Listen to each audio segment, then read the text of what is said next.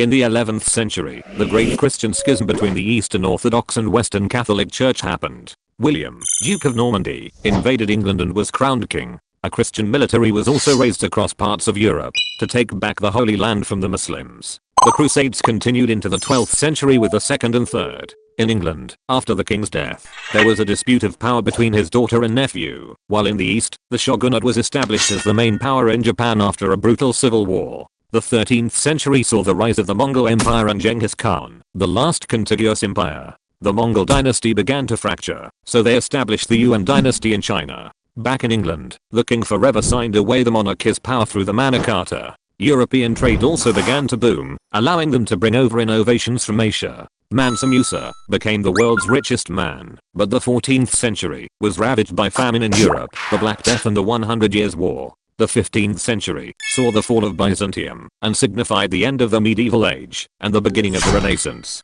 This also marked the invention of the printing press, the rise of artillery, and the age of exploration and colonization. It also saw the end of the 100 Years' War, leading to an English Civil War, which resulted in the Tudors on the throne. Following on from the 15th, the 16th century had the Spanish conquest of the Aztecs and the Incas. A challenge made against the Catholic Church led to the European Reformation, and the Renaissance led to scientific enlightenment. Meanwhile, Japan's warring states unified after nearly 100 years, and the country restricted its borders. In the 17th century, the Crown of England and Scotland became one in King James. The rise of religious freedoms, European colonial empires and many other reasons led to the 30 Years' War. The Mayflower brought the Pilgrims over to America, changing its trajectory forever. The scientific revolution continued, leading to works that would revolutionize our understanding of the universe. The fall of Ming Dynasty China would lead to the Qing Dynasty, who would lead until the 20th century. The 18th century began with the War of Spanish Succession,